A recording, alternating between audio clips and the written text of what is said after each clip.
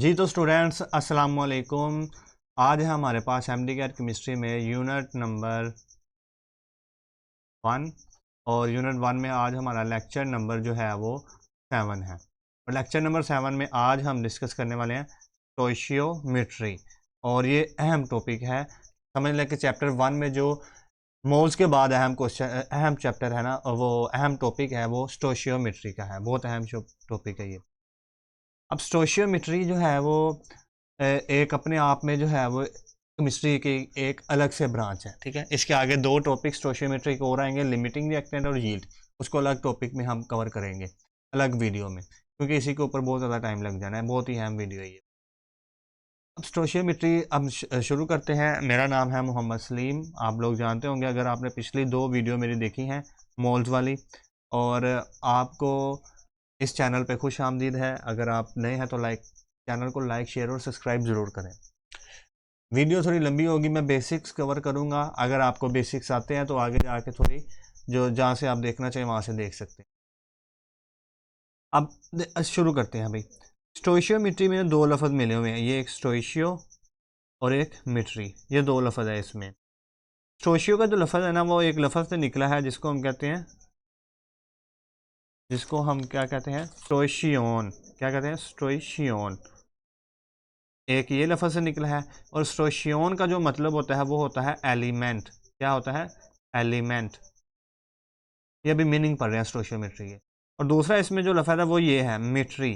और मिट्री का जो लफ्ज़ है वो निकला है मिट्रॉन से। मिट्रॉन का मतलब होता है मेजरमेंट। क्या मतलब होता है? टू मेजर या फिर मेजरमेंट। मतलब कि स्टोइशियोमेट्री का मतलब क्या हुआ? स्टोइशियोमेट्री का मतलब क्या हुआ? स्टोइशियोमेट्री का मतलब हुआ एलिमेंट को मेजर करना। क्या मतलब हुआ? एलिमेंट को मेजर करना। मगर अभी इसका मीनिंग जो है वो सही हमें क्लियर नहीं हो रहा। हम इसकी डेफिनेशन की तरफ चलेंगे। डेफिनेशन मैंने यहाँ पर इसकी लिखी हुई है, हम पढ़ते हैं इसको।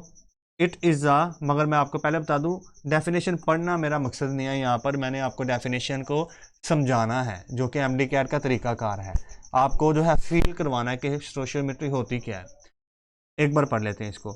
इट इज़ अ, स्टोइशियोमेट्री है एक ब्रांच है केमिस्ट्री की। ये तो मैंने पहले बता दिया कि केमिस्ट्री की ब्रांच है। दैट डील्स, जो ताल्लुक़ रखती है with the quantitative relationship. Quantitative relationship, इस वर्ड को जो है वो मार्क कर लें। ये वर्ड बहुत अहम है इस डेफिनेशन में। तो इसमें हमें पता चल रहा है कि ये केमिस्ट्री की ऐसी ब्रांच है जो कि ताल्लुक़ रखती है क्वांटिटेटिव रिलेशनशिप। क्वांटिटेटिव रिलेशनशिप से ताल्लुक़ रखती है। क्वांटिटेटिव कहते हैं मिकदार को। मतलब ये इसका जो ताल्लुक होगा वो मिकदार के हवाले से होगा। किस किस में? रिएक्टेंट्स और प्रोडक्ट्स में। रिएक्टेंट्स और प्रोडक्ट्स में इन ना बैलेंस केमिकल इक्वेशन, एक बैलेंस केमिकल इक्वेशन के अंदर। तो ये इसकी डेफिनेशन अभी मैंने पढ़ी है, अभी मैं इसको समझाने की तरफ आ रहा हूँ। इस डेफिनेशन में ना तीन वर्ड पे आपने गौर करना है। एक ये क्वांटिटेटिव रिलेशनशिप, एक ये कि ये रिएक्टेंट्स और प्रोडक्ट्स, और एक बैलेंस केमिकल इक्वेशन, तीसरा ये। इन तीन वर्ड्स पे आपने गौर करना है। इन तीनों वर्ड्स के इर्द गिर्द जो है इसकी डेफिनेशन घूम रही है। मैं ना पहले आपको ये बताता हूँ, ये इसने जो लिखा हुआ है बैलेंस केमिकल इक्वेशन, इससे क्या मुराद है? बैलेंस केमिकल इक्वेशन, जो केमिकल इक्वेशन होती है ना वो दो तरह की होती है। सॉरी, जो इक्वेशन होती है वो दो तरह की होती है। एक होती है केमिकल इक्वेशन, एक होती है केमिकल इक्वेशन, और एक होती है न्यूक्लियर इक्वेशन। Nuclear equation. अब केमिकल इक्वेशन कौन सी होती है और न्यूक्लियर इक्वेशन कौन सी होती है? केमिकल इक्वेशन एक ऐसी इक्वेशन होती है जिसमें क्या होता है? लूज और गेन ऑफ इलेक्ट्रॉन होते हैं। क्या होता है? लूज और गेन ऑफ इलेक्ट्रॉन। और इसमें क्या होता है? इसमें डिसइंटीग्रेशन ऑफ न्यूक्लियस होते हैं। डिसइंटीग्रेशन का मतलब है टूटना फोड़ना। न्यूक्लियस का जो है वो टूटना फोड़ना इसमें होता है, ऑफ न्यूक्लियस होता है। जिस तरह के मैं एग्जांपल लिखूं, तो केमिकल इक्वेशन की मैं एग्जांपल लिखूं तो आपको पता ही है कि जब वाटर ऑक्सीजन से रिएक्ट करता है तो वो, सॉरी, जब हाइड्रोजन ऑक्सीजन से रिएक्ट करती है तो वो वाटर बना देती है। तो ये केमिकल इक्वेशन है। इसमें हमें क्या नज़र आ रहा है कि ये हाइड्रोजन, ये ऑक्सीजन, आपस में क्या हुए हैं, इनका कोई लूज या फिर गेन ऑफ इलेक्ट्रॉन या फिर शेयरिंग ऑफ इलेक्ट्रॉन हुई है, और फिर हमें जो है आगे जाकर वाटर मिल गया है। ठीक है, और यहाँ पर अगर मैं एग्जांपल दूँ तो आपके पास जो होता है deuterium H2 plus tritium H3, ये जब मिलते हैं तो हमें हीलियम मिल जाता है, हीलियम 4, और एक न्यूट्रॉन बाहर मिल जाता है। इस न्यूट्रॉन को मिलने से बाहर मिलने की वजह से हमें समझ में आ रहा है कि हीलियम और ट्रिटियम और ड्यूट्रियम के न्यूक्लियस में कुछ गड़बड़ हुई है, जिसकी वजह से न्यूट्रॉन एक निकल रहा है, न्यूक्लियस टूट रहा है, तो इसकी वजह से न्यूट्रॉन निकल रहा है, क्योंकि न्यूट्रॉन न्यूक्लियस के अंदर ही होते हैं।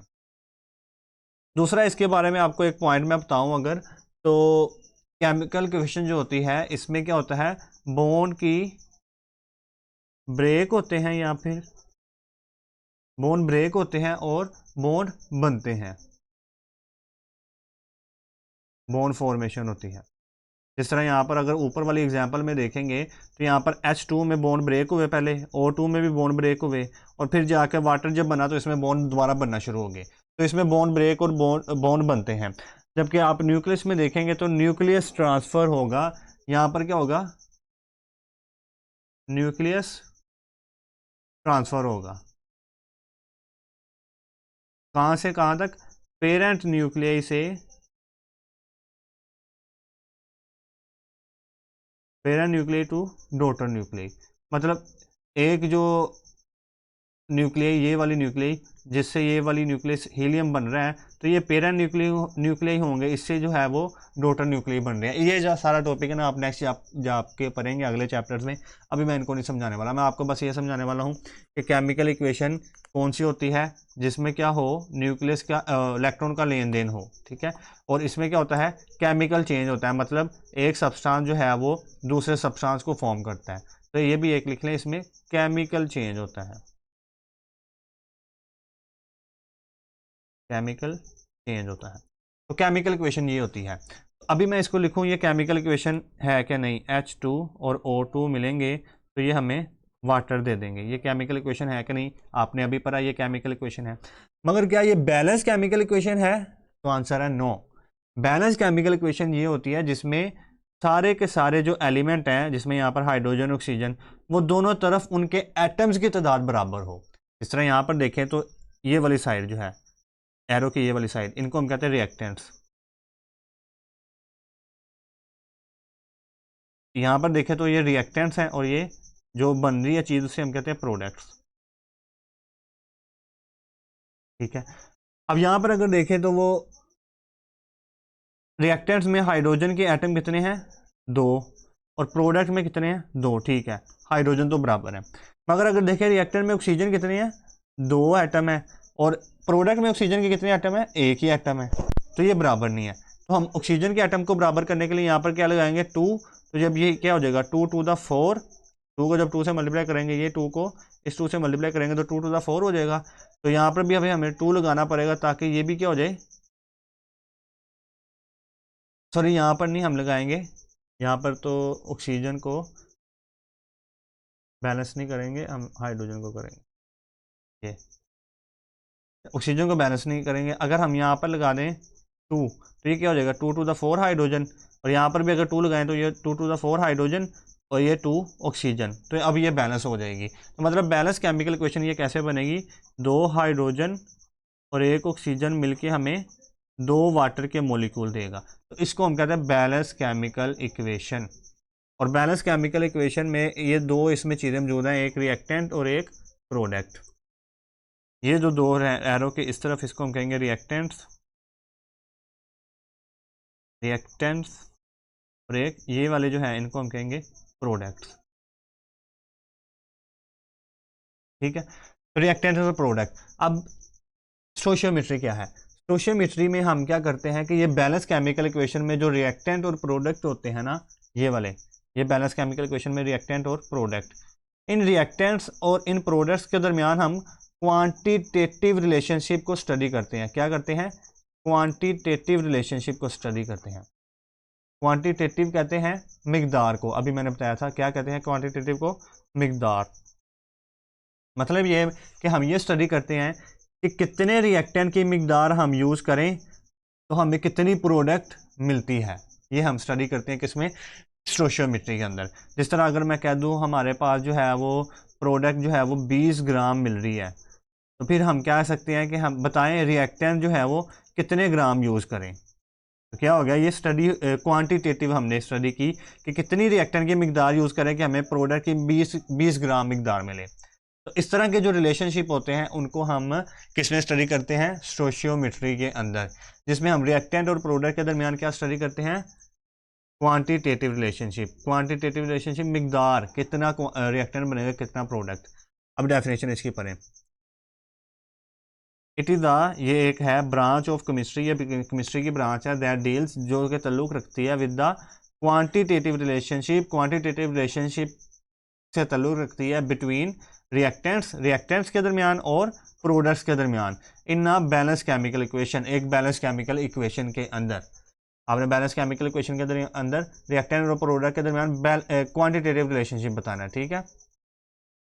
अब यहाँ तक हो गया कि क्वांटिटेटिव रिलेशनशिप क्या होता है और क्या होते हैं रिएक्टेंट और प्रोडक्ट और बैलेंस केमिकल इक्वेशन। अब कुछ बातें जो है वो स्टोशियोमेट्री के हवाले से मैं डिस्कस करूँगा, फिर उसके बाद मैं आ जाऊँगा कि कैसे कैसे आपको क्वांटिटेटिव रिलेशनशिप रिएक्टेंट और प्रोडक्ट के दरमियान मिल सकते हैं और वहाँ से फिर कैसे कैसे सवाल बन सकते हैं, ठीक है। अच्छा, सबसे पहले है अजम्पशंस। अजम्पशंस अजम्पशन से मुराद के जब हम स्टोशियोमेट्री कैलकुलेशन कर रहे होंगे, मतलब ये कि जब हम ये देख रहे होंगे कि कितने रिएक्टेंट से कितना प्रोडक्ट बन रहा है, मतलब ये कितने प्रोडक्ट बनाने के लिए हमें कितने रिएक्टेंट चाहिए, ये जब हम कैलकुलेट कर रहे होंगे तो तब हमें दो चीज़ें अज्यूम करनी पड़ेंगी। पहली चीज़, अजम्पशन का मतलब है अज्यूम करना। पहली चीज़ ये अज्यूम करनी पड़ेगी कि all the reactants are completely converted into product।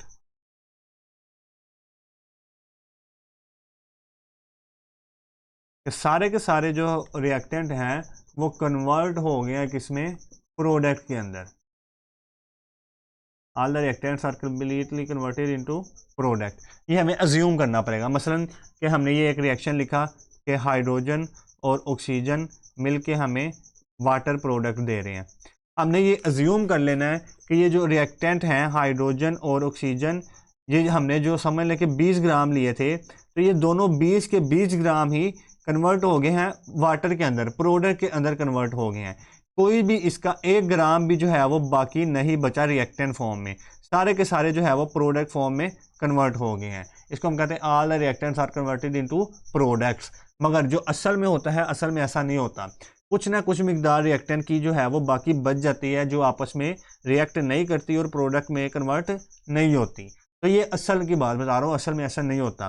मगर जब हमने स्टोशियोमेट्री कैलकुलेशन करनी है तो हमें ये अज्यूम करना पड़ेगा all the reactants are completely converted into products. अगर ये हम अज्यूम नहीं करेंगे तो फिर क्या होगा, जब हम अज्यूम नहीं करेंगे तो फिर हम जब ये प्रोडक्ट की मिकदार निकाल रहे होंगे तो फिर हमें कैसे पता चलेगा कि कितना रिएक्टेंट जो है वो प्रोडक्ट में कन्वर्ट हुआ है, तो फिर हमें रिएक्टेंट की मिकदार भी मिलेगी नहीं। तो ये पहली बात कि आपको अज्यूम करना पड़ेगा कि सारे सारे रिएक्टेंट प्रोडक्ट में कन्वर्ट हो गए हैं। ये भी एमसीक्यू पूछा जाता है कि अजम्पशन कौन कौन सी हैं। दूसरी अजम्पशन है कि नो साइड रिएक्शन अकर, जो आप रिएक्शन करवा रहे हैं उसमें कोई साइड रिएक्शन नहीं होना चाहिए। नो साइड रिएक्शन अकर, जो आप रिएक्शन करवा रहे हैं उसमें कोई साइड रिएक्शन नहीं होना चाहिए। जिस तरह आप एक रिएक्शन करवा रहे हैं कि कार्बन को ऑक्सीजन से रिएक्ट करवाकर यूजुअली जो है हम कार्बन डाइऑक्साइड बनाते हैं, मगर कुछ कभी कभार ना इसमें एक साइड रिएक्शन हो जाता है। साइड रिएक्शन क्या होता है कि कार्बन जो है वो ऑक्सीजन से मिलके कार्बन मोनोऑक्साइड बनाना शुरू हो जाती है। तो हमने ये अज्यूम करना है कि कार्बन मोनोऑक्साइड नहीं बन रही, ठीक है, साइड रिएक्शन कोई नहीं हो रहा, हालांकि होगा असल में, ये दोनों चीज़ें असल में होती हैं मगर हमें अज्यूम करके ही चलना पड़ता है, ठीक है। ये दो अजम्पशंस होंगी। फिर आगे है लॉज टू बी ओबे।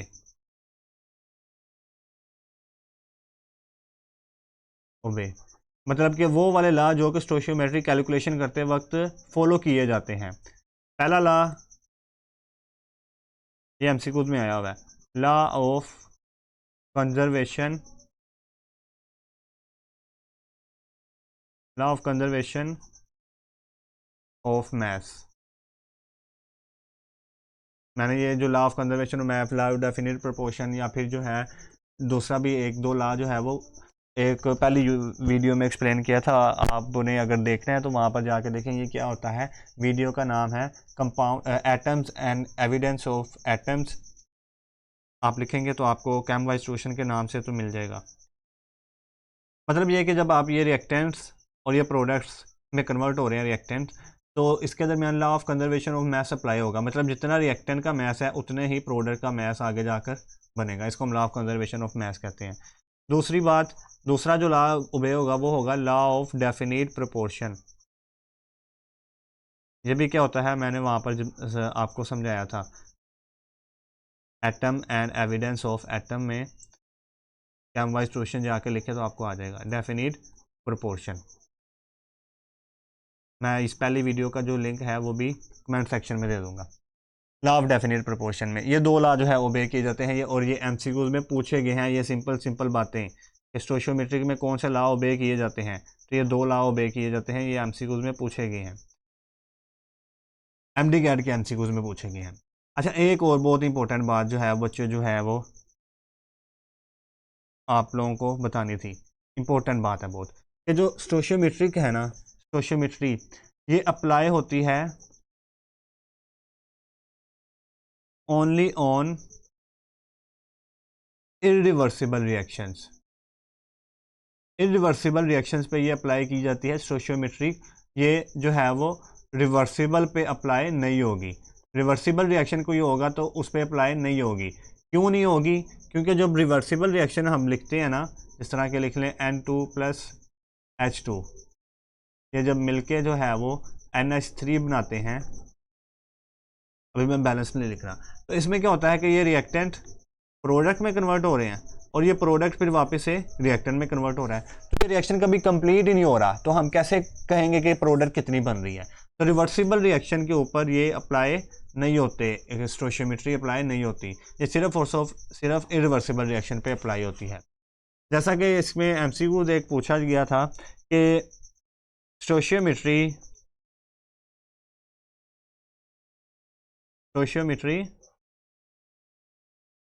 अप्लाइज टू, स्टोशियोमेट्री किस पे अप्लाई होती है? चार ऑप्शन थी, उनमें से एक ऑप्शन थी कि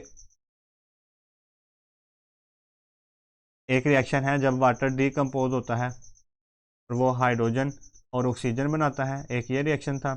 एक रिएक्शन था कि PCl5 जब डीकम्पोज होता है तो ये PCl3 और Cl2 बनाता है। इसके अलावा था कि जब नाइट्रोजन और हाइड्रोजन आपस में रिएक्ट करते हैं, नाइट्रोजन और हाइड्रोजन आपस में रिएक्ट करते हैं तो ये NH3 बना देते हैं। और तीसरा रिएक्शन था एक कि जब सल्फर डाइऑक्साइड ऑक्सीजन से रिएक्ट करती है तो ये सल्फर ट्राइऑक्साइड बना देती है। तो इन चारों रिएक्शन में अगर आप देखेंगे तो सिर्फ ए वाली ऐसी ऑप्शन है जो कि इरिवर्सिबल रिएक्शन है। ये जो डबल एरो शो कर रहे हैं बी, सी और डी में, ये शो कर रहे हैं, ये शो कर रहे हैं कि ये सारे क्या हैं, रिवर्सिबल रिएक्शन। तो इन बी, सी और डी पे जो है स्टोशियोमेट्री अप्लाई नहीं होगी, क्योंकि ये रिवर्सिबल रिएक्शन है। बी, सी और डी पे अप्लाई नहीं होगी और ए पे एप्लीकेबल होगी, तो ए हमारा आंसर हो जाएगा इसमें। तो ये इंपॉर्टेंट बातें थी जो मैंने आपको बतानी थी, 3-4 अजम्पशंस, लॉज एंड अप्लाई किस पे होगा। अब आ जाते हैं जो मैं बता रहा था कि जहाँ से आपको सवाल मेजरली मिलेंगे, वो है कि ये रिलेशंस कौन कौन से इसमें, क्वांटिटेटिव रिलेशन जो हमने अभी स्टडी किया था ना रिएक्टेंट और प्रोडक्ट में, वो कौन कौन से रिलेशंस हो सकते हैं। जिस तरह के वही एग्जांपल जो हमने पीछे ली थी उसको मैं दोबारा लिख लेता हूँ कि हाइड्रोजन और ऑक्सीजन ये हमें मिलके दे रहे हैं वाटर, और वाटर को अगर इसको मैं बैलेंस करके लिखूँ तो हमने ये इक्वेशन में। अब इसमें अगर देखें तो क्वांटिटेटिव रिलेशन क्या क्या हो सकते हैं, मैंने बताया था वो पूछ सकता है आपसे कि जो रिएक्टेंट कितने चाहिए होंगे, कितनी प्रोडक्ट एक ख़ास प्रोडक्ट बनाने के लिए। ठीक है, समझ लें कि वो आपको कह रहा है कि हमारे पास जो है वो प्रोडक्ट जो है वो 20 ग्राम है, तो बताएं फिर जो हाइड्रोजन रिएक्टेंट है ये कितने ग्राम चाहिए होगा, कितने ग्राम चाहिए होगा। तो ये क्या कौन सा रिलेशन हो गया, मैस टू मैस, मतलब एक का हमने मैस बता दिया और दूसरे का मैस पूछ रहे हैं, तो मैस टू मैस रिलेशनशिप ये हो गया। अब जो क्वांटिटी होती है ना किसी भी चीज़ की क्वांटिटी, वो तीन तरह से हम यहाँ पर रिप्रेजेंट करेंगे। एक तो मैस, मैस हमें बता देगा कि उस चीज़ की कितनी क्वांटिटी है। एक मोल्स, मोल्स भी मैंने पीछे टॉपिक में बताया था, ये यूनिट ऑफ क्वांटिटी है, ये भी क्वांटिटी को बताता है। और एक वॉल्यूम, वॉल्यूम भी जो है वो यूनिट ऑफ क्वांटिटी है। मतलब यहाँ पर हम या तो मैस मैस रिलेशनशिप करेंगे, या तो हो सकता है कि वो क्या कहे कि आपको जो है हाइड्रोजन जो है ये 20 ml है, हमने 20 ml हाइड्रोजन यूज़ किया है, बताएं प्रोडक्ट कितनी ml कितने ग्राम बनेगी। समझ गया। तो ये कौन सा रिलेशनशिप हो गया, ये हो गया वॉल्यूम मैस रिलेशनशिप। तो ये कौन सा हो गया, वॉल्यूम मैस रिलेशनशिप।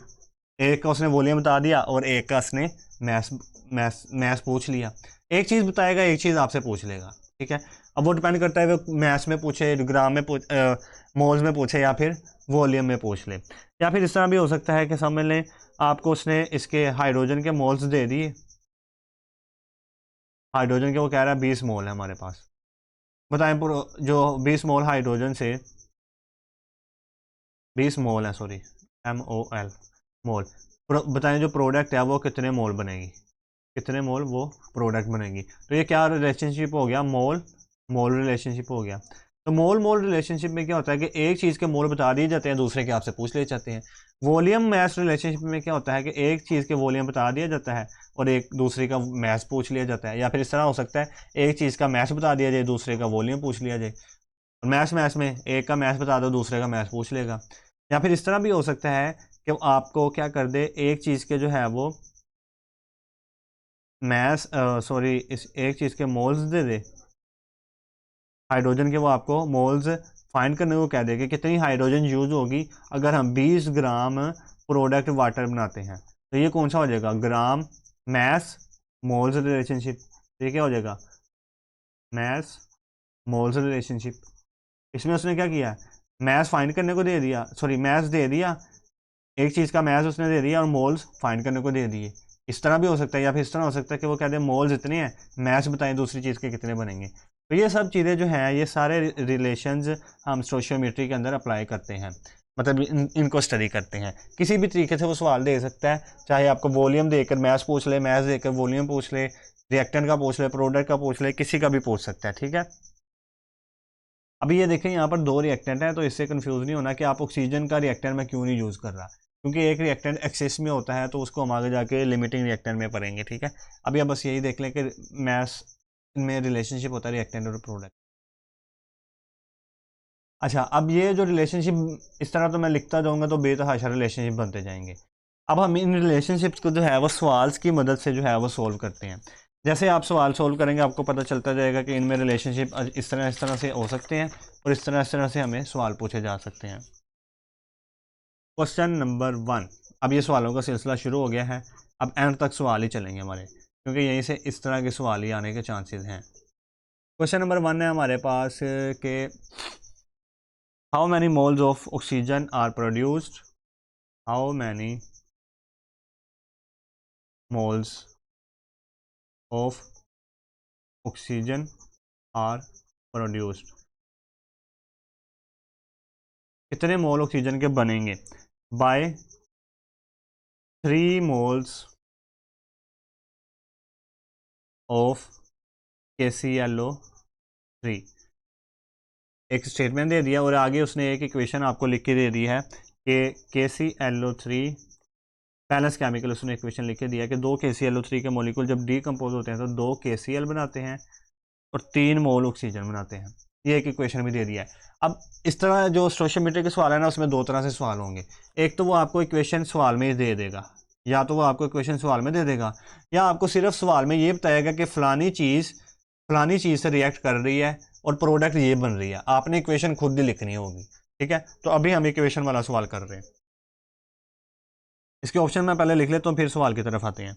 ऑप्शन है कि ए ऑप्शन है 3 मोल, बी ऑप्शन है आपके पास 6 मोल, सी ऑप्शन है आपके पास 4.5 मोल और डी ऑप्शन है आपके पास 2 मोल।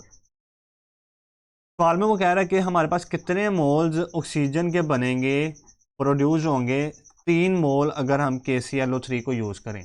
मतलब ये कि उसने ये रिएक्टेंट KClO3 और ये ऑक्सीजन, इसका रिलेशनशिप स्टडी किया है। ठीक है, रिएक्टेंट और प्रोडक्ट में से इनका रिलेशनशिप स्टडी किया है। हम इसको लिख लेते हैं जिन जिन का उसने रिलेशनशिप स्टडी किया है, KClO3 का और ऑक्सीजन का। अब इस तरह के सवाल जो करने का तरीका कार है कि आप सबसे पहले देखें कि बैलेंस केमिकल इक्वेशन में इन दो को जिनको उसने स्टडी किया है, जिन दो का उसने रिलेशनशिप स्टडी किया है, उनके कितने कितने मोल्स हैं। अब देखिए KClO3 के बैलेंस केमिकल इक्वेशन में कितने मोल हैं, 2, तो हम लिख लेंगे यहाँ पर 2। और ऑक्सीजन के कितने मोल्स हैं बैलेंस केमिकल इक्वेशन में, 3, हम लिख लेंगे यहाँ पर 3। पहले तो सबसे पहले आपने जो बैलेंस है ना, बैलेंस केमिकल इक्वेशन, पहले ये वाली जो वैल्यूज कहाँ से लिखनी है, बैलेंस से। ये आप ना अपने दिमाग में फिट कर लें कि पहली वैल्यूज कहाँ से लिखनी है, बैलेंस केमिकल इक्वेशन से नंबर ऑफ मोल्स देखने हमने। अब दूसरी बात हमने ये देखनी है कि उसने पूछा क्या है, उसने पूछा है कि मोल्स कितने बनेंगे ऑक्सीजन के। मतलब ये ऑक्सीजन है, हमने ये 3 मोल लिए थे, वो कह रहा है ऑक्सीजन के कितने मोल्स बनेंगे, एक्स का मतलब है कि हमने फाइंड करना है ऑक्सीजन के कितने मोल्स बनेंगे। और सवाल में उसने क्या दे दिया है, बाय 3 मोल KCl अगर हम यूज़ करें। अगर हम KCl को 3 मोल यूज़ करें तो बताएं ऑक्सीजन के कितने मोल्स बनेंगे, एक्स कितने मोल्स उसके बनेंगे। अब ये आपने पहले क्या लिखा, बैलेंस केमिकल इक्वेशन से ये वाली वैल्यूज़ लिख ली। फिर आपने सवाल से देखा कि उसने KClO3 के इतने मोल्स दिए हैं और पूछ रहा है इसके कितने मोल्स बनेंगे। ठीक है, तो हम इसको अब क्या करेंगे, इसको हम क्रॉस मल्टीप्लाई करवा देंगे। इस तरह क्रॉस मल्टीप्लाई करवाएंगे तो क्रॉस मल्टीप्लाई करवाने से क्या होगा, x जो है वो इस 2 से मल्टीप्लाई होगा तो x इंटू 2 हो जाएगा, इज इक्वल टू 3 से मल्टीप्लाई होगा तो क्या हो जाएगा, 3 इंटू 3। तो x 2 उधर जाके डिवाइड हो जाएगा, 3 इंटू 3 क्या हो जाएगा, 9 divided by 2 is equal to 4.5 moles. Answer हमारे पास क्या आ जाएगा, 4.5 मोल, जो कि हमारे पास किस ऑप्शन में मौजूद है, सी वाली ऑप्शन में मौजूद है। तो हमारे पास इतने मोल्स ऑक्सीजन के बनेंगे। तो इस तरह आपने जो है स्टडी करना है क्वांटिटेटिव रिलेशनशिप। सबसे पहले आपने देखना है बैलेंस केमिकल इक्वेशन में जो 2 सब्सटेंस को रिलेट किया गया है उनके कितने मोल्स हैं। फिर आपने उसके सब्सटेंस के जो 2 सब्सटेंस को रिलेट किया गया उसको सवाल में देखना है कितने मोल्स हैं। ठीक है, ये सवाल में देखना है, सवाल में देख के मोल्स, फिर आपने उस मोल्स लिख लेने हैं। अब अगली बात समझें, समझ लें कि वो आपको जो है वो इस सवाल के अंदर जो है वो ये ना कहता कि जो ऑक्सीजन के मोल्स फाइंड करने हैं, वो मोल्स फाइंड करने को ना कहता, वो कहता मोल ऑक्सीजन का मैस फाइंड करो ग्राम के अंदर। ठीक है, मैस फाइंड करो। तो फिर आप क्या करते, आपने ये जो मोल्स लिखे थे बैलेंस केमिकल इक्वेशन से, ये 2 और 3, इसको पहले ग्राम में कन्वर्ट कर लेना था, नीचे ग्राम में कन्वर्ट कर लेना था, बैलेंस को ग्राम में कन्वर्ट करने के बाद फिर बाद में जो सवाल में वैल्यूज दी गई हैं इनको भी ग्राम में कन्वर्ट करके लिख लेना था, ताकि फिर जो एंड पे सवाल आए वो जो आंसर आए वो ग्राम में आए और वही हमारा आंसर हो। तो नई बात समझ में आई, कोई बात नहीं, कंफ्यूज नहीं होना, आगे मैं सवाल करने वाला वहाँ से आपको समझ में आएगी। अभी ये तो समझ में आ गई ना कि पहले आपने बैलेंस केमिकल इक्वेशन से लिखनी है वैल्यूज़, फिर सवाल से लिखनी है और फिर आपका आंसर आ जाएगा। अगला सवाल करते हैं, आप यहाँ से आपको समझ में आ जाएगा। ठीक है, अगला सवाल जब करेंगे यहाँ से आपको समझ में आ जाएगा। सवाल है हमारे पास, ये सवाल जो है बहुत ही ज़्यादा आप समझ लें कि फेमस सवाल है। ये ज़्यादातर एंटी टेस्ट के जो किप्स वगैरह के टेस्ट होते हैं वहाँ से ये बहुत उसमें बहुत आता है ये, और ये एक्सरसाइज में भी होता है मेरे ख्याल से। How much aluminium is required, कितना एल्यूमिनियम रिक्वायर्ड है to form alumina with 12 gram of oxygen.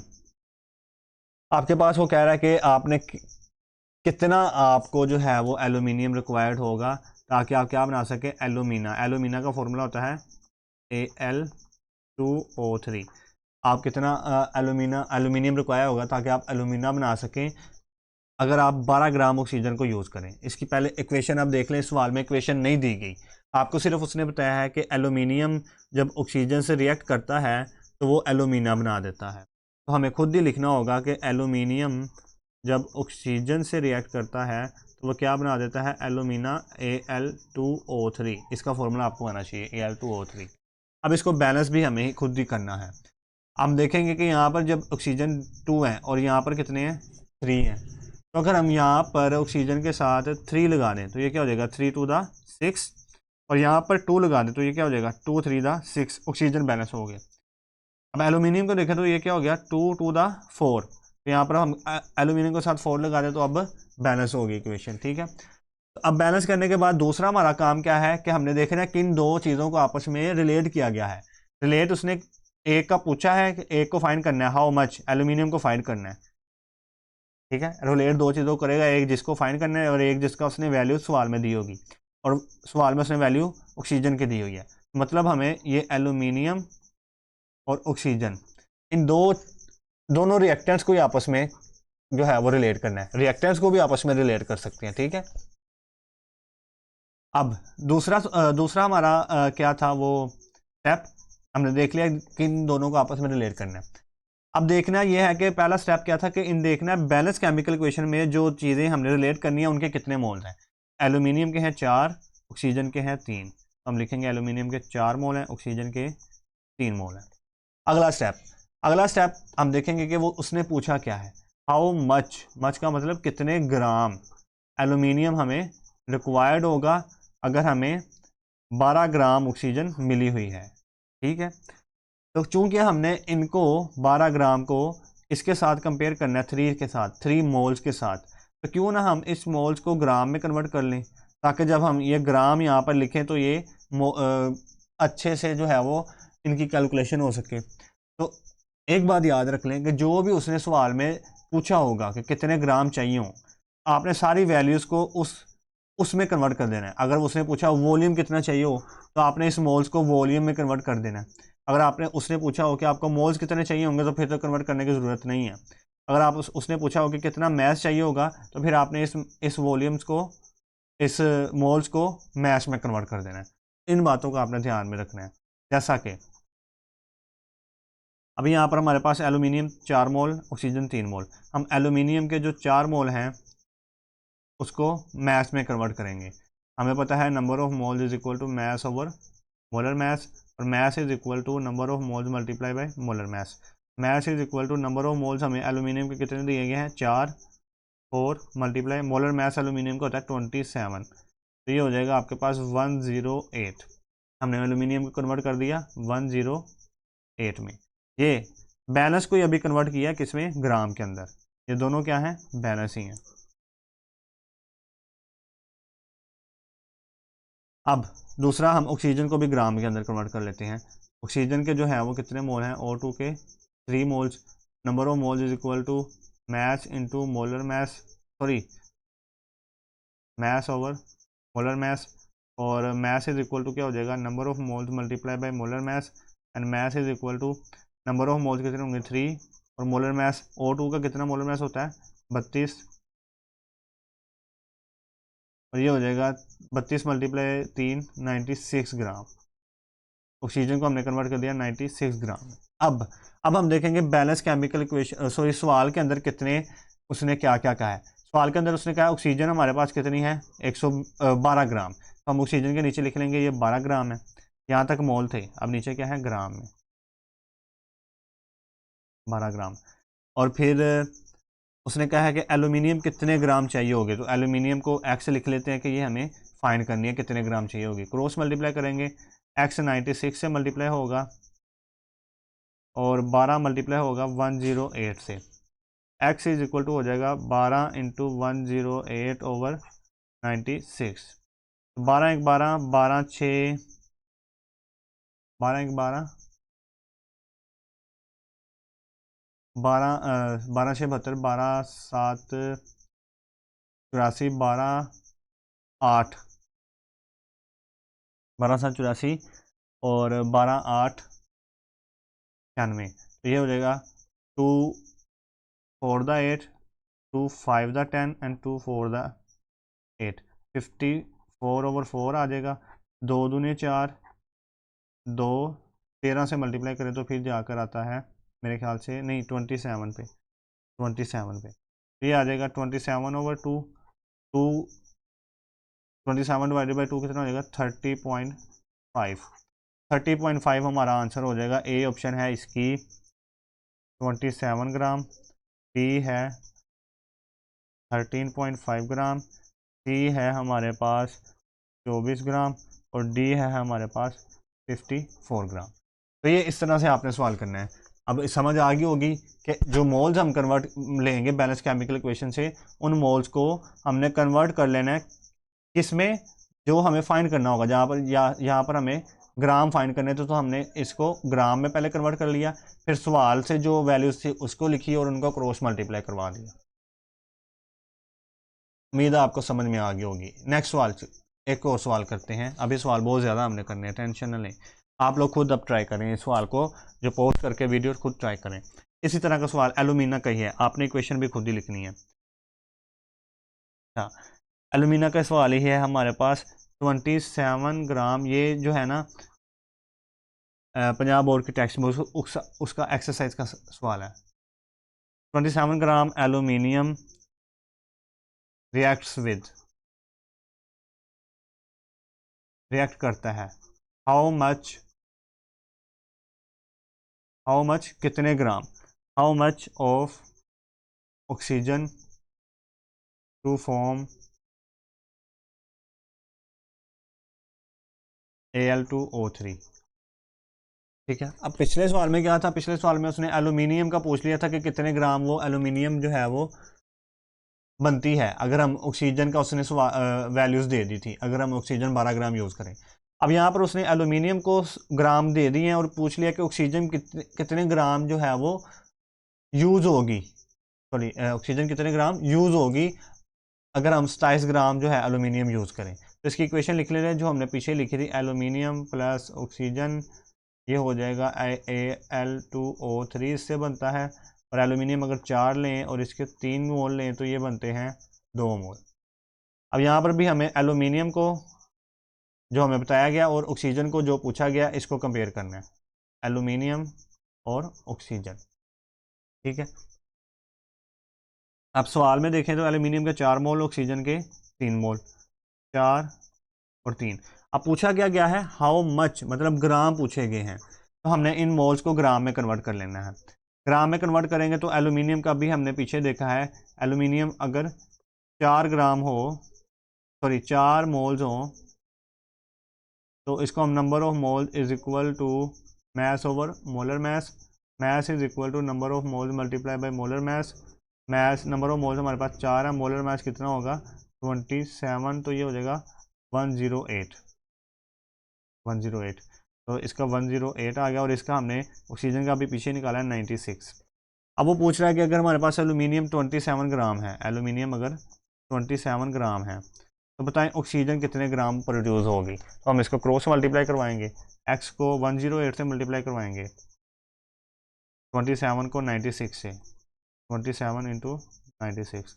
अब ये एक्स का जो 108 है वो दूसरी तरफ जाके क्या हो जाएगा डिवाइड, 27 इंटू 96 ओवर 108, 27 एक 27, 27 4 108 होता है।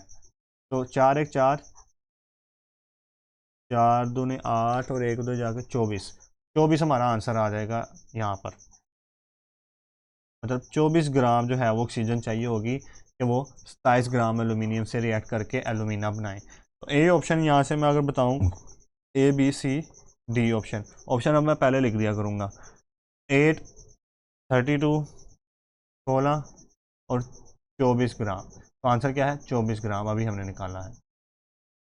तो इस तरह आपने जो है वो स्टोइशियोमेट्री के सवाल करने हैं, पॉज करके आप खुद ट्राई किया करें, फिर ही आपको समझ में आएगी इसकी। ठीक है, क्वेश्चन नंबर नेक्स्ट सवाल पे चलते हैं हम। अच्छा, अब वॉल्यूम वाला हम सवाल लेंगे। वॉल्यूम वाला सवाल है हाउ मच वॉल्यूम ऑफ, कितना वॉल्यूम ऑफ ऑक्सीजन O2, कितना वॉल्यूम ऑक्सीजन का इज रिक्वायर्ड चाहिए होगा। ऑक्सीजन का वॉल्यूम उसने पूछ लिया। is required for the complete combustion of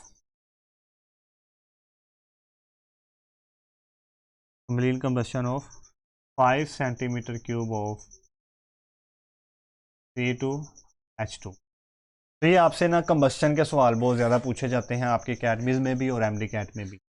और ये कंबस्शन के सवाल आपको इक्वेशन खुद बनानी पड़ती है। जब आप कंबस्शन के सवाल लिखते हैं तो आप ये लिख लें कि C2H2, कोई भी हाइड्रोकार्बन जब ऑक्सीजन से कंबस्ट होता है तो वो दो प्रोडक्ट बनाता है, कौन सी, कार्बन डाइऑक्साइड और वाटर। अब इसको बैलेंस करना हमारा जिम्मेदारी होती है। तो हमें क्या करना होता है, देखना होता है कार्बन यहाँ पर कितने हैं, 2, तो यहाँ पर फिर कार्बन डाइऑक्साइड में भी 2 कार्बन होने चाहिए, ठीक है। अब देखेंगे कि हमारे पास हाइड्रोजन कितने हैं, 2, यहाँ पर हाइड्रोजन है 2, ठीक है, बैलेंस है। ऑक्सीजन यहाँ पर 2 है, मगर यहाँ पर देखें तो 2 दूनी 4 और 1 5 है। तो अगर यहाँ पर लिख दें हम 5/2, 5/2 का मतलब 2.5, और 2.5 जब 2 से मल्टीप्लाई होगा तो 5 हो जाएंगे। तो अब ये बैलेंस हो गई है। तो अब सवाल में अगर देखेंगे उसने क्या क्या पूछा हुआ है, A B C D। सवाल में उसने पूछा है कि कितना वॉल्यूम चाहिए होगा ऑक्सीजन का। एक तो ऑक्सीजन को रिलेट करना है किससे, 5 सेंटीमीटर क्यूब ऑफ C2H2 से, मतलब ये ऑक्सीजन और इन दोनों को आपस में रिलेट करना है, C2H2 और ऑक्सीजन। अब बैलेंस केमिकल इक्वेशन में जो इथाइन है वो कितने मोल है, 1 मोल, और ऑक्सीजन 5/2 मोल। तो ये 1 मोल है और ये 5/2 मोल है। अब अगली बात मैंने क्या कहा था कि ये जो स्टैंडर्ड हमने बैलेंस केमिकल इक्वेशन से वैल्यूज लेनी है, इसको हमने कन्वर्ट करना है उसमें जो हमें फाइंड करना है। तो हमें फाइंड क्या करना है, वॉल्यूम। तो हम इनको वॉल्यूम में कन्वर्ट करेंगे। सबसे पहले देखेंगे 1 मोल जो है उसका वॉल्यूम क्या होता है, 22.414 डेसीमीटर क्यूब। जाकर देखें मेरा मोलर वॉल्यूम वाला टॉपिक, उसमें मैंने बताया है कि 1 मोल का वॉल्यूम 22.414 डेसीमीटर क्यूब होता है मोलर वॉल्यूम। और 5/2 का वॉल्यूम कितना होगा, 5/2 को मल्टीप्लाई कर देंगे 22.414 से, ठीक है, ये इसका वॉल्यूम आ गया। अब हमें वॉल्यूम क्या है ऑक्सीजन का फाइंड करना है, और जो इथाइन का वॉल्यूम कितना दिया है, 5 सेंटीमीटर क्यूब। तो ये इथाइन का अगर हम 5 ले लें, सॉरी 5 सेंटीमीटर क्यूब, हमें सेंटीमीटर क्यूब में जो कि वॉल्यूम दिए हैं तो हम इसको भी सेंटीमीटर क्यूब में लिखेंगे। और सेंटीमीटर क्यूब में कैसे लिखेंगे, तो भी हम सेंटीमीटर क्यूब में लिखेंगे। सेंटीमीटर क्यूब में कैसे लिखेंगे, ये जो डॉट है ना ये गायब हो जाएगा। सेंटीमीटर क्यूब में हमें पता है कि इसकी वैल्यू होती है 22.414 सेंटीमीटर क्यूब, तो भी सेंटीमीटर क्यूब। और कह रहा है कि ऑक्सीजन कितना चाहिए होगा, अब ये फाइंड करना है ऑक्सीजन का वॉल्यूम कितना चाहिए होगा। तो इसको हम क्या करेंगे, क्रॉस मल्टीप्लाई, इसको इस वाली वैल्यू से मल्टीप्लाई कर देंगे और इसको इस वाली वैल्यू से। तो ये क्या हो जाएगा, x मल्टीप्लाई होगा 22.414 और इक्वल टू हो जाएगा 5 मल्टीप्लाई होगा 5/2 into 22.414। x is equal to, ये 22.414 इधर आके डिवाइड हो जाएगा, तो ये क्या हो जाएगा 5 इंटू 5 इंटू 22.414 डिवाइडेड बाय ये 5 का जो 2 नीचे था और जो ये इधर आके डिवाइड हुआ 22.414, ये इससे डिवाइड हुआ, ये 2 5 द 10 5 5 5 25 होता है, तो 5 5 25/2, और इसको जब करेंगे तो ये 12.5 ml या फिर सेंटीमीटर क्यूब हमारा आंसर आ जाएगा, क्योंकि हमने सेंटीमीटर क्यूब में यूनिट लिए थे। तो ए ऑप्शन है हमारे पास, ए ऑप्शन है हमारे पास, ऑप्शन लिखी हुई हैं 2 centimetre cube, 2.5 centimetre cube, C option है हमारे पास 5 सेंटीमीटर क्यूब, और डी ऑप्शन है हमारे पास 12.5 सेंटीमीटर क्यूब। तो आंसर हमारा क्या है, 12.5 सेंटीमीटर। तो इस तरह आपने सोल्व करना है, जब भी वॉल्यूम वाला सवाल है तो उसको वॉल्यूम में कन्वर्ट कर लेना है, ठीक है। आसान होते हैं सवाल, वो उनको पता होता है कैलकुलेशन बच्चों ने हाथ से करनी है तो वो वैसे ही कैलकुलेशन देते हैं, ज़्यादा मुश्किल कैलकुलेशन नहीं देते। अब इसी तरह का एक और वॉल्यूम वाला सवाल जो है वो मैं आपके सामने रखने लगा हूँ, ठीक है जी। वॉल्यूम वाला सवाल है आपके सामने रखने लगा हूँ, 5वां जितना भी है सवाल नंबर मुझे नहीं पता। वट वॉल्यूम, आपने अब ये खुद प्रैक्टिस करनी है पोज करके video. What volume of in decimetre cube, अब डेसीमीटर क्यूब में हमने वॉल्यूम निकालना है ऑफ ऑक्सीजन। ऑक्सीजन का कितना वॉल्यूम चाहिए होगा एट एसटीपी, एसटीपी के ऊपर, एट एसटीपी आर रिक्वायर्ड, कितना वॉल्यूम रिक्वायर्ड होगा for combustion of combustion of 32 gram of methane. अब मीथेन की उसने कंबस्शन दे दिया है। जब आप, मैंने कहा कंबस्शन वाले सवाल आपको आएंगे तो आपने खुद ही इक्वेशन बनानी होती है। तो मीथेन जब ऑक्सीजन से कंबस्ट होगा तो ये कार्बन डाइऑक्साइड, कोई भी हाइड्रोकार्बन कंबस्शन देगा तो दो प्रोडक्ट बनाएगा, कार्बन डाइऑक्साइड और वाटर। कार्बन डाइऑक्साइड में एक कार्बन है, मीथेन में सॉरी एक कार्बन है, तो कार्बन डाइऑक्साइड में भी एक ही होगा। और हाइड्रोजन यहाँ पर कितने हैं 4, और यहाँ पर कितने हैं 2, तो हम इसको 2 से मल्टीप्लाई करवाएंगे ताकि ये भी 4 हो जाए। अब ऑक्सीजन कितने हो गए हैं 2 और 2 4 हो गए, तो हम इसको भी 2 से मल्टीप्लाई करवाएंगे ताकि ये भी 4 हो जाए। तो अब देखते हैं सवाल में उसने किन किन दो चीज़ों को आपस में कंपेयर करवाया। एक तो ऑक्सीजन का उसने पूछा कितने डेसीमीटर क्यूब चाहिए होंगे, और एक उसने मीथेन का मैथ दे दिया। ठीक है, तो हम ऑक्सीजन को और मीथेन को, इन दोनों को आपस में रिलेट कर लेते हैं, मीथेन और ऑक्सीजन। ठीक है, मैं येलो नहीं, अब मीथेन बैलेंस केमिकल इक्वेशन में 1 मोल है और ऑक्सीजन 2 मोल है, तो हम लिखेंगे 1 मोल और 2 मोल। अब उसने सवाल में पूछा क्या है कि डेसीमीटर क्यूब मतलब वॉल्यूम चाहिए, तो हम इसको भी वॉल्यूम में कन्वर्ट कर देते हैं। 1 मोल का मतलब 22.414 डेसीमीटर क्यूब, 2 मोल 2 मोल का मतलब हम 2 को मल्टीप्लाई करवाएंगे 22.414 डेसीमीटर क्यूब से। अब सवाल की तरफ आते हैं। सवाल में उसने क्या दे दिया कि ऑक्सीजन को तो हमने मालूम करना है x, और मीथेन हमारे पास है 32 ग्राम। अब 32 ग्राम को हमने क्या करना है वॉल्यूम में चेंज करना है, ताकि ये वॉल्यूम में जब लिखेंगे तो सारी चीज़ें आपस में कैंसिल होकर एंड पे वैल्यू भी वॉल्यूम की आए। तो हम क्या लिखेंगे 32 ग्राम मीथेन, इसको अगर मोल्स में कन्वर्ट करें तो number of moles is equal to mass over molar mass multiply नहीं mass over molar mass, 32 over methane का मोलर मैस कितना होता है 16, 2 मोल्स आ जाएगा।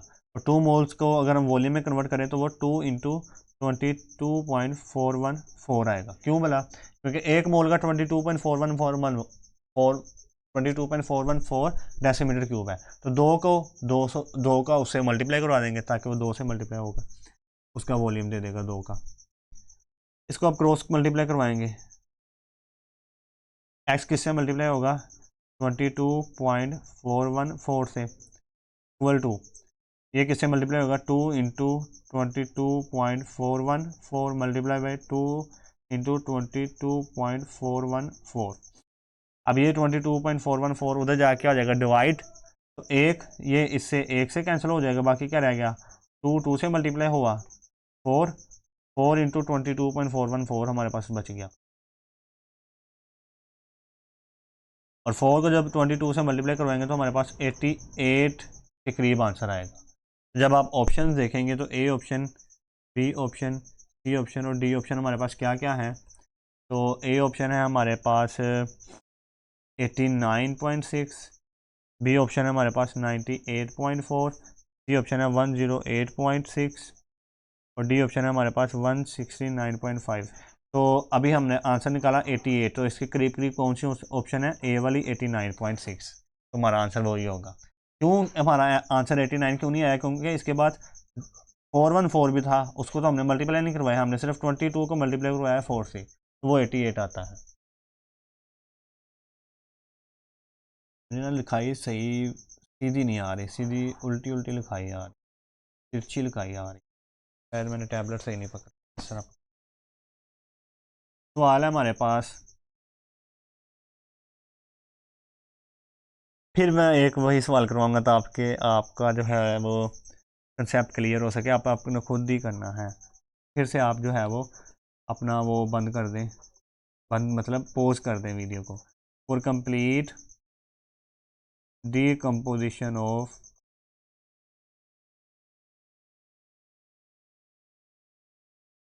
decomposition of 20 ग्राम of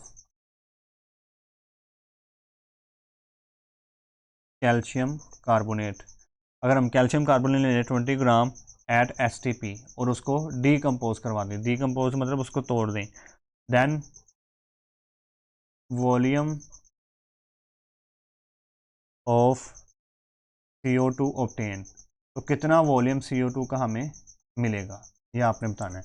सबसे पहले तो आपको इसकी इक्वेशन लिखनी है कि जब हम कैल्शियम कार्बोनेट को तोड़ते हैं तो हमें CaO मिलता है और साथ कार्बन डाइऑक्साइड मिलती है 1-1 मोल ही। इसकी ऑप्शंस हैं A, B, C, D। ए में हमारे पास के तो कितना वॉल्यूम मिलेगा कार्बन डाइऑक्साइड का 2.24 डेसीमीटर क्यूब। बी में है हमारे पास हमें मिलेगा 44.8 डेसीमीटर क्यूब। सी में है हमारे पास 4.48 डेसीमीटर क्यूब और डी में हमारे पास 48.4 डेसीमीटर क्यूब। सबसे पहले हम देखेंगे कि बैलेंस केमिकल इक्वेशन लिख ली हमने। अब देख लेना है कि किन दो चीज़ों को रिलेट करना है। एक तो उसने दे दिया 20 ग्राम ऑफ कैल्शियम कार्बोनेट, मतलब इसको, और दूसरा हमें वॉल्यूम फाइंड करना है CO2 का, तो मतलब इसको रिलेट करना है। तो हम लिख लेंगे CaCO3 plus CO2, sorry plus नहीं, रिलेट करना है तो ये वाला निशान है। अब बैलेंस केमिकल इक्वेशन में जब ये 1 मोल है तो CO2 भी 1 मोल है। अब उसने क्या कहा है, हमें क्या फाइंड करना है, वॉल्यूम फाइंड करना है CO2 का, तो हम CO2 को वॉल्यूम में चेंज कर लेंगे। ये बैलेंस केमिकल इक्वेशन को 22.414 डेसीमीटर क्यूब, इसको भी वॉल्यूम में चेंज करें 22.414, बैलेंस को भी चेंज किया। अब सवाल की तरफ आए तो सवाल में उसने कार्बन डाइऑक्साइड को हमें मालूम करना है, X ले लेते हैं, और फिर वो कह रहा है 20 ग्राम जो है वो कैल्शियम कार्बोनेट है। तो पहले हम कैल्शियम कार्बोनेट के जो 20 ग्राम है इसको मोल्स में कन्वर्ट करेंगे। Number of moles is equal to mass over molar mass. Mass 20 है, कैल्शियम कार्बोनेट का जब मोलर मैस निकालेंगे, कैल्शियम का होता है 40 प्लस कार्बन का होता है 12 प्लस ऑक्सीजन का होता है 16 और 3 साथ ऑक्सीजन है, तो इसलिए इसको 3 से मल्टीप्लाई करवाएंगे। आपके पास आ जाएगा ये 100, तो इसको 100 से डिवाइड करेंगे तो आपके पास आ जाएगा 1/5 मोल्स। 1/5 मोल्स, एक मोल का 22.414 डेसीमीटर क्यूब वॉल्यूम, 1/5 को उससे मल्टीप्लाई करवाएंगे तो 1/5 मोल्स का वॉल्यूम आ जाएगा। ठीक है, सोल्व नहीं करना, बस मल्टीप्लाई करवा दें क्योंकि आगे जाके कैंसिल हो जाने। ये क्रॉस मल्टीप्लाई करवाएंगे, क्रॉस मल्टीप्लाई करवाएंगे तो ये आपको पता है एक्स के साथ ये वाली रकम मल्टीप्लाई होगी, ये वाली, तो ये आ जाएगा 22.414, और दूसरी तरफ क्या आ जाएगा 22.414 इंटू 1/5 इंटू 22.414। अब क्या होगा कि x इज इक्वल टू हो जाएगा ये 20, ये एक 22.514 इससे कैंसिल हो गया, बाकी क्या रहेगा 1/5 इंटू 22.414, मतलब ये जो 22 है ये 5 से डिवाइड हो रहा है, तो हम क्या लिखेंगे 22 को अंदर रखेंगे और इसको डिवाइड कर देंगे 5 से। 5 से डिवाइड करेंगे 5 4 20, 2 बच गया, पॉइंट लगा के फिर 0 लेंगे तो 5 4 20, मतलब 4.4 के करीब हमारा आंसर आएगा। तो वो 4.4 के करीब कौन सा है, ये वाला सी वाला ऑप्शन, सी वाली ऑप्शन हमारी करेक्ट होगी। तो इस तरह से आपने जो है वो स्टोशियोमेट्री के सवाल लाजमी करने हैं। मुझे लाजमी बताना है कमेंट सेक्शन में अगर आपको सवाल करने आ रहे हैं कि नहीं आ रहे। ठीक है, 2 को सवाल हो रहा है कि हम 2 को सवाल और कर लेते हैं, फिर आपकी जान है जो है वो यहाँ से छूट जाएगी। ठीक है जी, 2 के सवाल और कर लेते हैं, बाकी फिर आपने खुद ही प्रैक्टिस वगैरह जो है वो डिफरेंट बुक से कंसल्ट करना है इनको। कह रहा जी कैलकुलेट करें, कैलकुलेट द ग्राम्स। अब जो है वो ग्राम्स कैलकुलेट करने हैं हमें। Calculate the grams of water, water के ग्राम कैलकुलेट करें जो कि बनेंगे, फॉर्म्ड जो कि बनेंगे व्हेन, जब 8 ग्राम मीथेन बर्न होगी, मतलब कंबस्ट होगी इन एक्सिस ऑफ ऑक्सीजन। जब हम एक्सिस ऑफ ऑक्सीजन में 8 ग्राम मीथेन को बर्न करेंगे तो फिर बताएं वाटर के कितने ग्राम बनेंगे। पहले हम लिख लेते हैं मीथेन जब ऑक्सीजन से बर्न होगी, ये आपको क्वेश्चन दे नहीं गई होगी, आपने क्वेश्चन खुद बनानी है। आपके पास कार्बन डाइऑक्साइड बनेगा और वाटर बनेगा। अभी हमने इक्वेशन इसको बैलेंस भी किया पिछले सवाल में कि यहाँ पर 2 मोल आएंगे, 2 दूनी 4, यहाँ पर भी 2 मोल आ जाएंगे, फिर ये 4 मुकम्मल हो जाएंगे। अब सवाल में उसने A option, B option, C option, D option grams calculate करने हैं वाटर के। वो है 21 ग्राम, 18 ग्राम, 19 ग्राम और 15 ग्राम। देखेंगे किन दो चीज़ों को आपस में कंपेयर करना है। ग्राम्स ऑफ वाटर, मतलब ये वाटर को कंपेयर करना है। जब 8 ग्राम मीथेन बर्न हो तो मीथेन को आपस में कंपेयर करना है। हम लिखेंगे CH4, इसको कंपेयर करना है और वाटर को कंपेयर करना है। बैलेंस केमिकल इक्वेशन में वाटर के 2 मोल हैं, CH4 के 1 मोल हैं, इसको हम लिखेंगे 1 मोल, को 2 मोल लिखेंगे। अब ग्राम्स में फाइंड करना है तो हम इनको ग्राम में कन्वर्ट कर लेंगे, इनको भी और इनको भी। जब CH4 के 1 मोल को ग्राम में कन्वर्ट करेंगे तो आपको पता है number of moles is equal to mass over molar mass. Gram में कन्वर्ट करना है, mass is equal to number of moles into molar mass. Mass is equal to number of moles, इसके 1 है। मोलर मैस कितना होता है CH4 का 16, तो आ जाएगा 16। मुझे पता है 16 ही होते हैं, आप डायरेक्ट भी लिख सकते थे, मगर आपको एक तरीका कार बताया कि किसी भी नंबर ऑफ मोल्स को ग्राम में कन्वर्ट करना हो तो इस तरह करें। ये आ जाएगा, इसके 16 ग्राम आ जाएंगे मीथेन के, और इसके जब निकालेंगे तो इसके 2 नंबर ऑफ मोल्स हैं। एक नंबर ऑफ मोल्स का जो मैस होता है वाटर का वो होता है 16 और 2 18 होता है। 18 मल्टीप्लाई 2 36 ग्राम। ठीक है। अब वो कह रहा है कि जब 8 ग्राम है मीथेन, 8 ग्राम, उसको हमने बर्न किया है तो वाटर कितने ग्राम बनेगा। एक्स वाटर मालूम करना है, इसको क्रॉस मल्टीप्लाई करवाओ। एक्स मल्टीप्लाई हो जाएगा 16 से इज इक्वल टू 8 मल्टीप्लाई हो जाएगा 36 से। यहाँ से मैं सीधा यहाँ पे आ गया। X is equal to 8 into 36 over 16 आ जाएगा। 16 डिवाइड हो गया यहाँ पर आकर, 8 एक 8, 8 दूनी 16 और 2 एक 2, 2 18 36, तो आ जाएगा आंसर हमारे पास 18 ग्राम। तो वो कौन सी ऑप्शन है, बी ऑप्शन में। आपको सीधा सीधा जो है वो बस सिर्फ पहले बैलेंस केमिकल इक्वेशन से नंबर ऑफ मोल्स लिखने हैं, फिर उन नंबर ऑफ मोल्स को, जैसा कि यहाँ पर मैंने इन नंबर ऑफ मोल्स को कन्वर्ट कर दिया है मैथ्स में। क्यों कन्वर्ट किया है, क्योंकि हमें जो आंसर निकालना था वो किस में निकालना था, वो मैथ्स में निकालना था, तो उसको हम मैथ्स में कन्वर्ट कर देंगे। और फिर देखेंगे अगर जो हमें सवाल दिया गया है उसमें जो चीज़ दी गई है वो भी मैथ्स में है कि नहीं। अगर वो मैथ्स में आया तो उसको वैसे लिख देंगे, अगर नहीं आया तो उसको भी मैथ्स में कन्वर्ट कर लिखेंगे, कन्वर्ट कर देंगे और फिर इसको क्रॉस मल्टीप्लाई करवा देंगे और हमारा आंसर आ जाएगा। वन लास्ट क्वेश्चन प्लीज़, इसको भी आप अपने रजिस्टर पे खुद ट्राई करें, पॉज करके वीडियो। पहले सवाल तो लिख लें, पहले ना पॉज करें। आगे है द नंबर ऑफ, मुझे ये सवाल आसान लग रहा है, the number of moles of magnesium. अब मैग्नीशियम के नंबर ऑफ मोल्स बताने हैं हमें, रिक्वायर्ड, जो कि हमें चाहिए होंगे। Required number of moles of magnesium required to produce, सब मिलके दुआ करें मेरी हैंड राइटिंग अच्छी हो जाए। Required to produce 11.212 decimetre cube of water at STP when it reacts with HCl।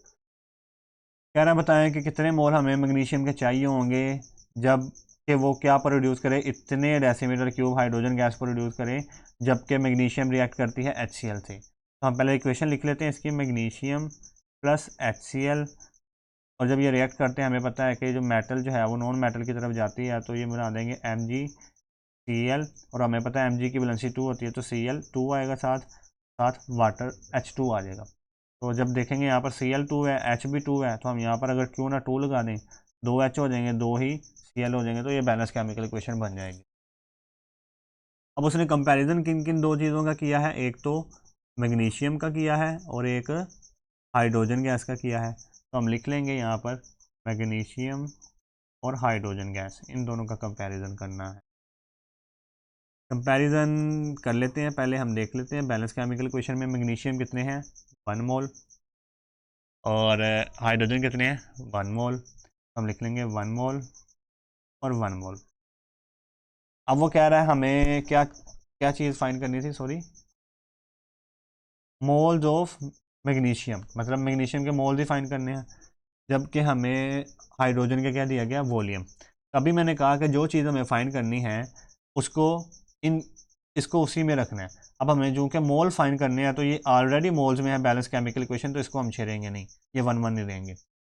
Moles हमें मैग्नीशियम के क्या करने हैं फाइंड, और हाइड्रोजन के उसने दिया है कि इसके 11.212 डेसीमीटर क्यूब इसका वॉल्यूम है। इसको हम नंबर ऑफ मोल्स में कन्वर्ट करेंगे हाइड्रोजन को। H2 is equal to 11.212 decimetre cube. और हमें पता है जब वॉल्यूम दिया गया हो तो हमें नंबर ऑफ मोल्स का फॉर्मूला होता है number of moles is equal to volume over molar volume. Volume है 11.212, मोलर वॉल्यूम होता है 22.414। ये 1 ये 2, 11 1 11 11 2 22, तो हमारे पास आंसर आ जाएगा 2 मोल्स। तो इसके आगे 2 मोल्स। अब इसको क्रॉस मल्टीप्लाई करवाएं तो क्रॉस मल्टीप्लाई करवाने से पता चल रहा है कि जो एक्स का आंसर आ रहा है 2 मोल्स आंसर आ रहा है। मतलब जो मैग्नीशियम के मोल्स हो चाहिए होंगे हमें कि हाइड्रोजन जो है वो 11.212 डेसीमीटर क्यूब मिले, तो वो कितने चाहिए होंगे 2 मोल्स। ऑप्शन है हमारे पास A B C D. A option है हमारे पास 1 मोल, बी है 2 मोल, सी है 0.5 मोल और डी है 0.25 मोल। ठीक है,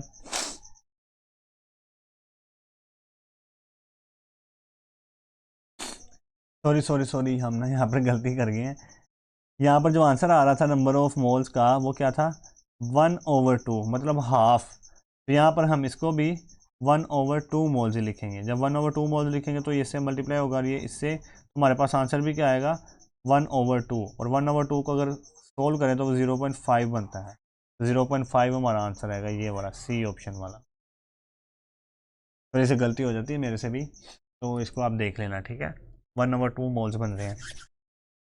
मैं अपनी हैंडराइटिंग अच्छी करने की कोशिश करूँगा नेक्स्ट क्लास से, उम्मीद है अच्छी हो जाएगी। आप लोग भी दुआ करें। अगर आपको वीडियो अच्छी लगी है तो लाइक शेयर और सब्सक्राइब ज़रूर करिएगा और अपने दोस्तों को ज़रूर ये वीडियो पहुँचाएँ। ठीक है, शुक्रिया, अल्लाह हाफिज़। वीडियो लगता है लंबी होगी हो तो उसके लिए माजरत चाहता हूँ।